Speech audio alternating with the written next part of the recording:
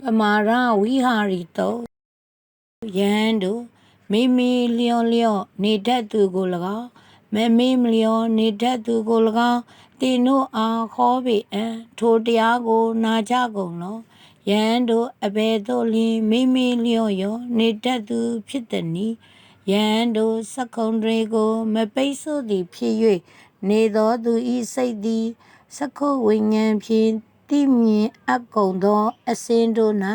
ဆိုဆိုလျက်ဖြစ်၏ယဟန်တို့ဇိမ်ဝင်တွေကိုမပိတ်ဆို့သည်ဖြစ်၍နေသောသူဤစိတ်သည်ဇိမ်ဝဝိညာဉ်ဖြင့်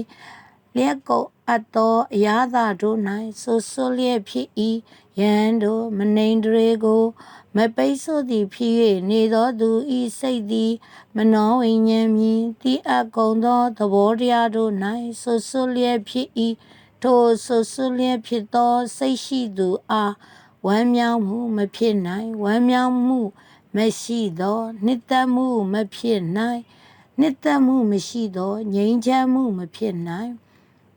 ငြိမ်းချမ်းမှုမရှိသောဆင်းရဲ၏ဆင်းရဲသောသူ၏စိတ်သည်မတည်ငြိမ်စိတ်မတည်ငြိမ်သောတရားတို့သည်ထင်စွာမဖြစ်ပေါ်နိုင်ကုန်တရားတို့ထင်စွာမဖြစ်ပေါ်ခြင်းကြောင့်မိမိလျော့ရော့နေတတ်သူဟု၍သာ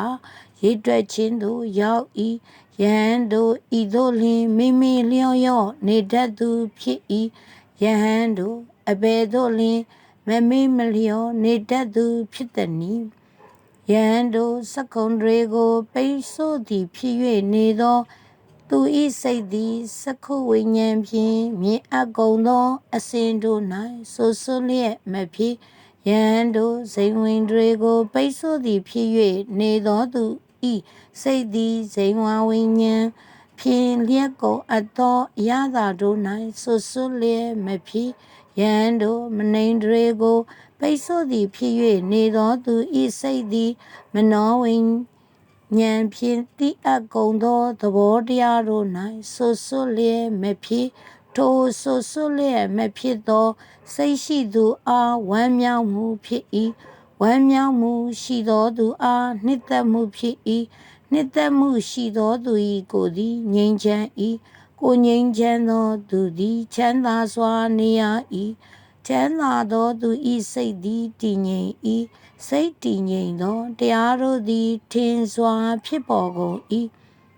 တရားတို့ထင်စွာဖြစ်ပေါ်ခြင်းကြောင့်မမေ့မလျော့နေတတ်သူဟု၍သာရည်တွက်ခြင်းသို့ရောက်၏ယဟန်တို့ဤသို့လျှင်မမေ့မလျော့နေတတ်သူဖြစ်၏ဟုမိန့်တော်မူ၏